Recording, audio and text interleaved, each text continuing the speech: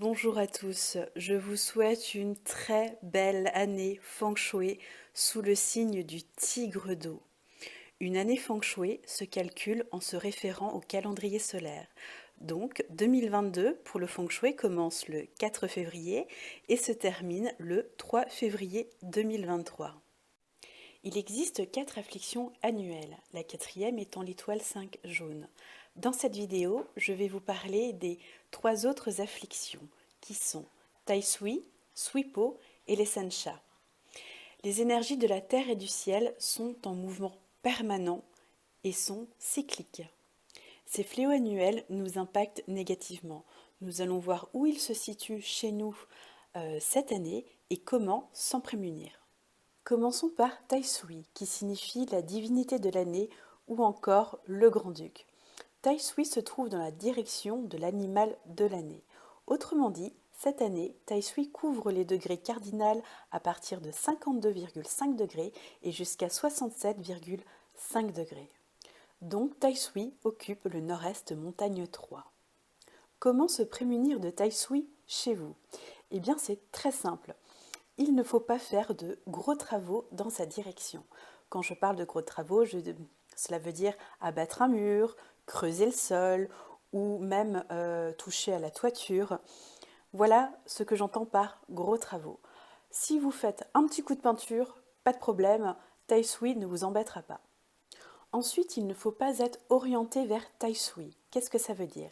Ça veut dire qu'il ne faut pas que je sois face à Tai Sui lorsque je suis assis à mon bureau ou alors assise sur mon canapé, à table, à la table de la cuisine lorsque je mange. Voilà, il ne faut pas être en face de Tai Sui, c'est-à-dire en face du Nord-Est 3.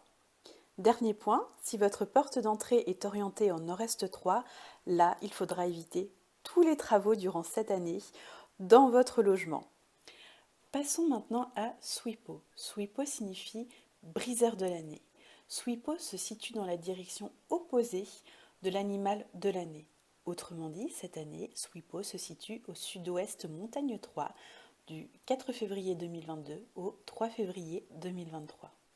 Comment se prémunir de Sui-Po? Eh bien, exactement de la même manière que Tai Sui.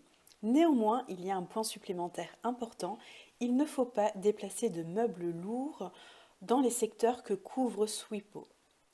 Que risquez-vous si vous offensez Tai Sui ou Sui-Po? Vous risquez d'avoir des problèmes dans différents domaines et désagréments dans ces domaines-là, tels que des pertes d'argent, des maladies ou encore des obstacles en tout genre. Mais heureusement que ces problèmes ne durent que le temps de l'offense.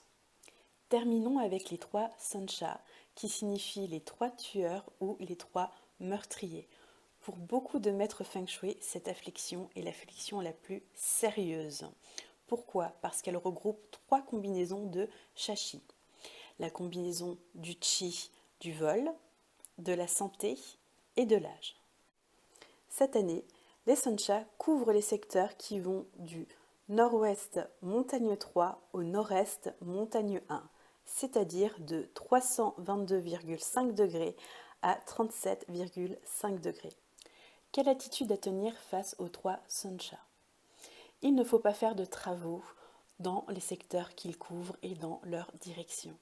Également, il ne faut pas déplacer de meubles lourds qui déplacent le chi en conséquence et peuvent faire beaucoup de bruit. Également, si votre porte d'entrée est dirigée à l'opposé des 3 Sancha, en prenant la mesure à partir du centre de votre logement, il ne faut pas faire de travaux dans toute votre maison ou tout votre appartement. J'espère que cette vidéo vous a plu et qu'elle vous sera d'une précieuse aide pour l'année 2022 sous le signe du tigre d'eau. Je vous souhaite encore une très belle année Feng Shui 2022. Je vous souhaite l'amour, la joie, la réussite dans tout ce que vous entreprendrez. Oui, je vous le souhaite. Je vous souhaite une merveilleuse santé. Et à mon sens, le plus important, je vous souhaite de vibrer la joie un maximum, de vibrer l'amour, parce que ces 2 énergies nous remplissent et remplissent notre énergie vitale.